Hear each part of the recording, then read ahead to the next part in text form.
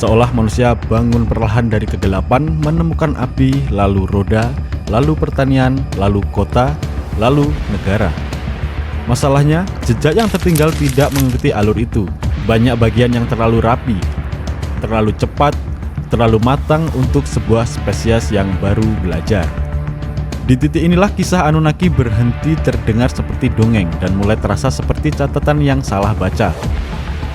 Anunnaki tidak muncul sebagai simbol, mereka muncul sebagai aktor. Mereka disebut dengan nama, jabatan, dan fungsi. Mereka tidak tinggal di hutan gaib. Mereka tinggal di langit dalam pengertian paling literal yang bisa dipahami masyarakat saat itu. Mereka datang, mereka bekerja, mereka mengatur, dan mereka mengambil keputusan yang berdampak langsung pada manusia. Mereka bukan roh, mereka spesies biologis dengan teknologi jauh lebih maju. Bumi bagi Anunnaki bukan tempat suci. Bumi adalah lokasi operasional. Planet dengan sumber daya yang mereka butuhkan dan kehidupan lokal yang bisa dimodifikasi. Mereka tidak datang untuk berdampingan, mereka datang untuk memanfaatkan. Pada fase awal Anunnaki melakukan pekerjaan sendiri. Teks kuno menyebut mereka menggali, membangun, dan mengolah.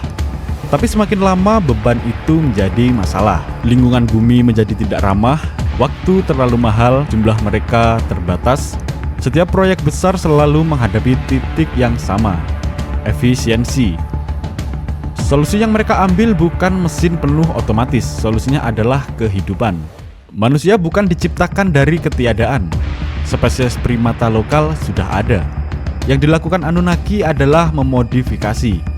Mereka mengambil tubuh yang sudah aktif terhadap bumi dan meningkatkan kapasitasnya. Otak diperbesar, struktur saraf diubah, bahasa diperkenalkan, pola kepatuhan diperkuat. Dalam teks kuno ini disebut mencampur tanah dengan darah. Dalam bahasa hari ini itu rekayasa genetik. Manusia pertama bukan manusia bebas. Mereka tidak bertanya siapa diri mereka. Mereka tidak merenung tentang makna hidup. Mereka bekerja, mereka mengikuti perintah. Mereka hidup dalam sistem yang dirancang bukan untuk kesejahteraan, tapi untuk output. Inilah fase yang jarang dibahas. Peradaban awal bukan kebangkitan manusia, tapi industrialisasi biologis. Kota-kota pertama bukan pusat budaya, mereka pusat kontrol. Tata ruangnya fungsional, jalannya lurus, pembagian perangnya juga jelas. Tidak ada ruang untuk improvisasi, semua bergerak dalam ritme produksi. Pertanian bukan pilihan hidup sehat, itu sistem suplai. Makanan harus stabil agar tenaga kerja tidak terganggu. Kalender bukan alat spiritual, itu jadwal kerja. Dan agama di fase ini bukanlah iman, ia adalah antarmuka.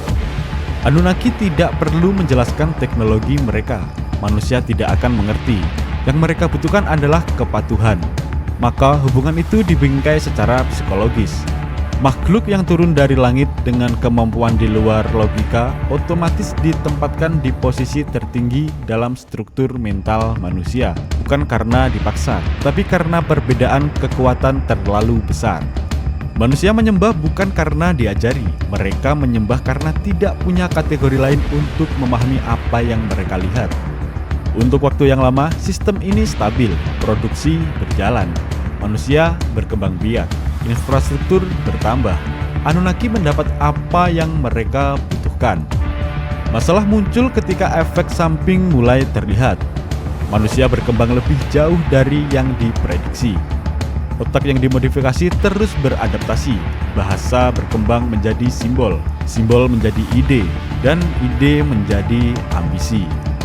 Manusia mulai meniru struktur Anunnaki. Mereka menciptakan pemimpin di antara mereka sendiri. Mereka mulai menguasai manusia lain, bukan karena disuruh, tapi karena pola dominasi sudah tertanam sejak awal. Inilah kesalahan mendasar Anunnaki. Mereka menciptakan pekerjaan yang mampu belajar terlalu baik. Di titik ini Anunnaki tidak sepakat satu sama lain. Teks kuno merekam perdebatan. Bukan dalam bahasa modern, tapi jelas dalam substansi. Ada yang ingin melanjutkan proyek manusia dengan pengawasan ketat. Ada yang melihat manusia sebagai ancaman jangka panjang. ada yang ingin menghentikan semuanya. Ini bukan konflik moral, ini konflik risiko. Ketika sebuah aset mulai menunjukkan potensi di luar kendali, opsi yang tersisa selalu sama, reset. Banjir besar bukan kisah dosa, ia digambarkan sebagai kehancuran sistemik. Air naik bukan untuk menghukum individu, tapi untuk menghancurkan infrastruktur, memutus rantai pengetahuan, dan mengurangi populasi secara cepat. Yang diselamatkan bukan yang paling baik, yang diselamatkan adalah yang dipilih, yang masih bisa digunakan untuk membangun ulang sistem dari awal. Setelah banjir, dunia tidak dimulai dari nol, dunia dimulai dari versi downgrade. Anunnaki tidak sepenuhnya pergi, mereka mengurangi kehadiran langsung, terlalu mahal, terlalu berisiko, sistem sudah cukup matang untuk berjalan sendiri melalui perantara. Di fase ini, manusia mulai memerintah manusia, raja menggantikan Anunnaki, pendeta menggantikan pengawas, hukum ilahi menggantikan perintah teknis. Kontrol tidak hilang, ia hanya berubah bentuk. Anunnaki beralih dari operator menjadi pengamat, dan pada akhirnya mereka mundur sepenuhnya, bukan karena kalah, tapi karena proyek ini sudah bisa berjalan sendiri. Yang tertinggal di bumi bukan kebebasan, yang tertinggal adalah spesies dengan ingatan terpotong, struktur kekuasaan tertanam, dan dorongan untuk menguasai yang tidak pernah benar-benar hilang.